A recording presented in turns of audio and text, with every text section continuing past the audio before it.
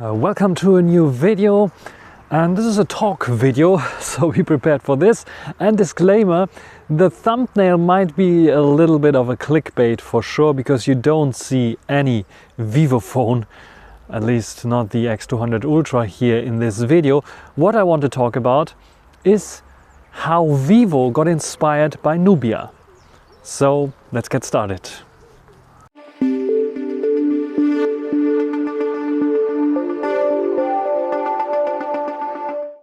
Well, we know that Vivo cameras are pretty exciting. It is not so much the software, not so much the CPU, not so much the storage. It is more about the cameras, and this is what I want to focus here in this video as well. How got Vivo influenced or inspired by Nubia? I'm filming here with the Nubia Z60 Ultra because this is, I think, where they took the inspiration from. A pretty interesting phone, but it's an older phone. Nubia already has the Z70 Ultra, and they even had the Z60 Ultra leading edition, but this one had like slightly different processing. This is why I don't like it so much. The vanilla Z60 Ultra, I think, is the one to go here, and the one that I'm filming here with. So if you want to see some B-roll of this phone, yeah, be my guest. What you can see here is directly that this phone doesn't resemble the Vivo at all, because the Vivo uses a circular design for its camera bump, and this will not change for the X200 Ultra at all. We still have three cameras. This is probably the one thing that they have in common, but there's a big thing with these three cameras, because what they have in common as well is probably a lot of photo length there as well. Maybe not so much the ultra-wide angle, because the Nubia that I'm filming here with has an 18mm ultra-wide angle. Can you even call it ultra-wide angle? It's so close to a normal wide angle that we have on smartphone cameras that it's barely something that you can talk about.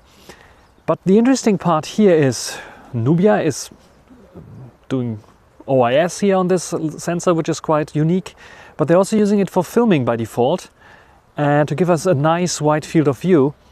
And this is something that I think the Vivo X200 Ultra will also do with its rumored 14mm ultra wide angle, that will also have then a very large sensor, the same as in Nubia, because Nubia has a 1/1.5 inch size sensor here for the ultra wide angle, which is quite unique.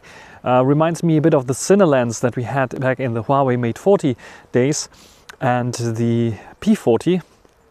So yes, this will be very interesting to see with Vivo as well, how they can handle this. If it will be an optically stabilized sensor, that would be very cool indeed. And yeah, 40mm might be a bit too wide, but they have 50 megapixels. They have a new lit Leica 818 sensor there from Sony. The same that they will use on the main camera, or are using already on the main camera of the Vivo X200 Pro. And this is something very interesting. So we get a main camera sensor and an ultra wide angle with the same sensor size, just a different focal length. And this is quite interesting, because this would mean we get a very consistent kind of option to see our photos and especially videos. Then the most interesting thing that they took over from Nubia is the 35mm main camera sensor, because this is the one that Nubia not invented, but they, from generation to generation, and also its mother company ZTE, used for their camera systems, and is also pretty interesting. It's also a 1/1.5 inch size sensor on the Nubia, but it will be the 1/1.28 inch size sensor on the Vivo. So two 1/1.28 sized sensors we will have for ultra wide angle, and we will have for the main camera sensor.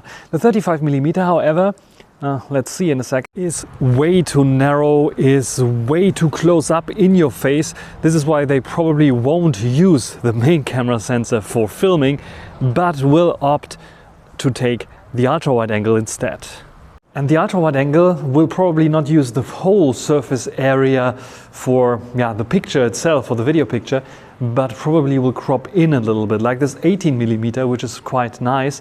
But I could also imagine like going to 60mm, which is a little bit wider than this 18mm, still offering a little bit of bokeh when you get a bit closer, and also offering you autofocus, of course, and low light performance that is pretty good as well. So perfect vlogging kind of camera that also, even if they don't use OIS, is way easier to stabilize because it is so wide. And if they crop in a little bit, they have with electronic image stabilization also possibility to even further optimize the stabilization there. So we get ultra smooth video footage on the Vivo X200 Ultra.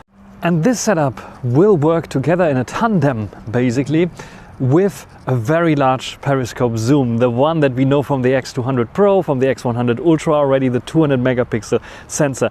Maybe in a slightly more optimized way. I think they are optimizing it a little bit there for close focusing again, and maybe also the lens setup will be optimized as well. Maybe they will also use a newer revision of the sensor there. We have to see, but it is a very good sensor. It's the best one on the market right now for telezooms, and I think they will optimize it even further on the X200 Ultra.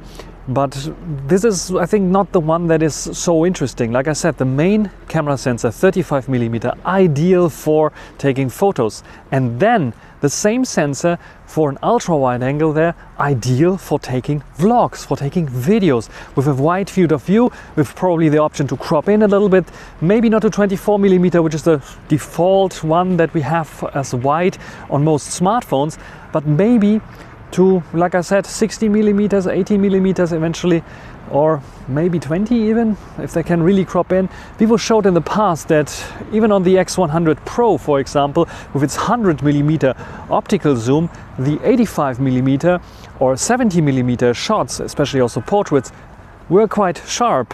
And yeah, maybe if they can perform this magic also in video, then we will have a real banger for the buck camera smartphone that will be beating all the other camera smartphones, just like Vivo is beating itself all the time with the X100 Ultra and then the X200 Pro.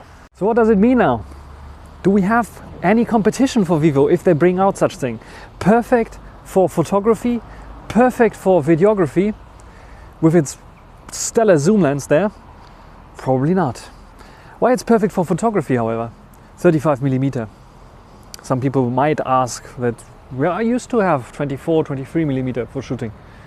It's simply because this one gives you less of a distortion, of a wide field of view when you photograph people. So you have like more of a natural kind of view on things with 35mm, and being at a pretty large sensor there, and Vivo pretty good at the crop in on the sensor and creating a nice photo, we can have another normal kind of focal length that people used to use for taking portraits and for taking everyday shots on normal cameras, which is 50mm. So this would be not even a 2x crop on the 35mm. It would be a little bit less than this and still offer stellar results. The same as with the Nubia here. Just the Nubia uses a little bit of an older tech for sure. Doesn't have this highly optimized image processing as Vivo has. Vivo is using its own chip even for this. And also, of course, the sensor size is a big difference there. Bigger pixels helps as well with bigger or more resolution. So yes, the Vivo, in terms of photography for portraits, will rock because you don't need a special portrait mode. You get natural background blur with the main camera sensor at 35mm or even at 50mm. Another good thing is about the video performance, of course. If you have one sensor only and it's like cropping into, let's say, 60mm and you want it a bit wider, maybe Vivo can even offer a wider field of view so you can use it. But also switching lenses when zooming in, like to 35mm for example, where it should switch to the other sensor there.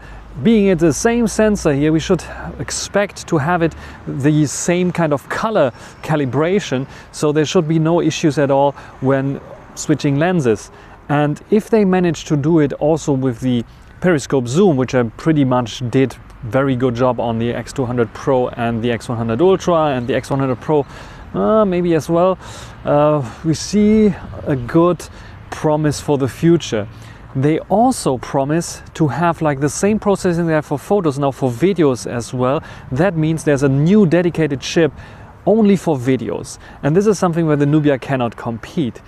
The Nubia taking as inspiration is like 35mm main and an ultra wide angle that is large enough that we have a good video performance there, and then of course a large enough and good periscope zoom. And yeah, this is, I think, a very interesting and promising feature. I'm looking forward to April, I think is when it will come out, maybe in May if there will be a delay. But the Vivo X200 Ultra will be the king of photography and maybe even videography, because with this stellar kind of camera setup, hardware that they ship, this one has to beat all the others. And that's it for this little talk video. I know it's a bit of rambling, it's a bit of like talking and b-rolls, and might be not so interesting for some, but for others it might be exactly this, very interesting. And I like to vlog with this 18mm Nubia Z60 Ultra, and I hope that Nubia also will take a little bit of inspiration from Vivo and bring back the ultra large, ultra wide angle, improve the 35mm, put maybe a larger sensor behind it, and also improve the periscope zoom, put maybe also a larger periscope zoom in there, all optically stabilized, because this is a specialty that Nubia did with the Z60 Ultra that no one else, I think, is doing. This is also a banger. Just the software needs a bit more optimization on the Nubia side of things. Otherwise, yeah, we will see how Vivo will perform with a similar kind of setup and if they can really beat everyone else.